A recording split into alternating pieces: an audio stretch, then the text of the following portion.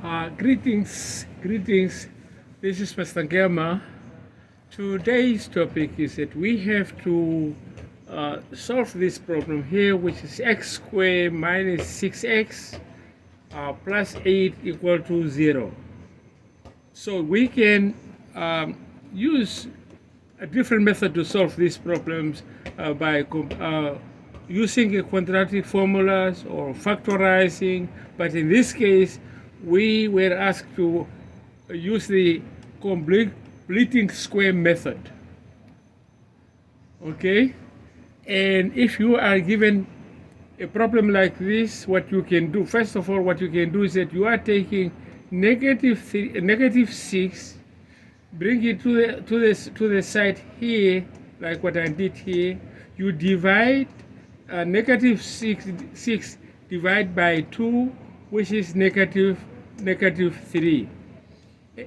Second, you square that. You square negative 3. So if you square negative 3, you end up having a positive 9. Now you take this 9, bring it over here, and bring it over here. Now notice that if you factorize this problem, which is x squared minus 6x plus 9, this is what you are going to get. Why? Because you split this x's, those two x's, and if you add these two numbers, the negative 2 and negative 3 and negative 3, if you add them, they're going to give you negative 6.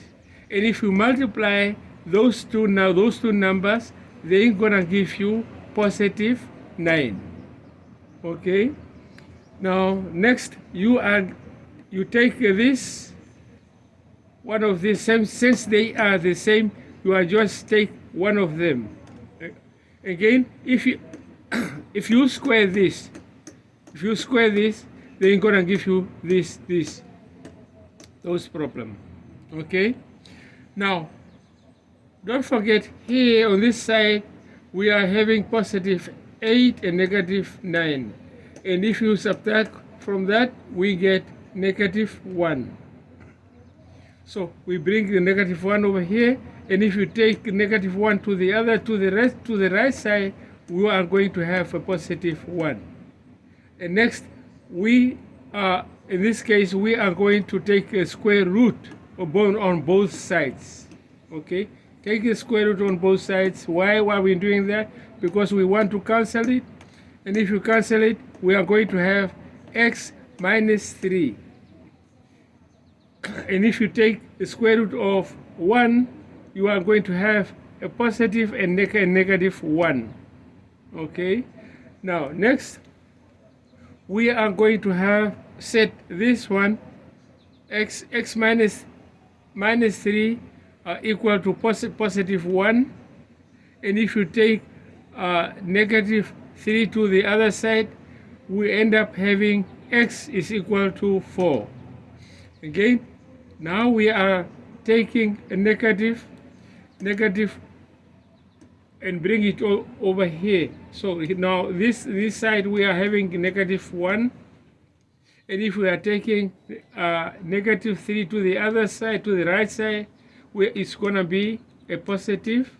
And if we subtract those two numbers, we are end up having x is equal to 2. Notice we are having two different answers. Why are we having two?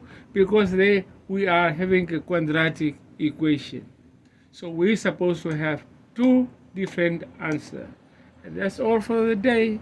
Thank you very much, and have a good day.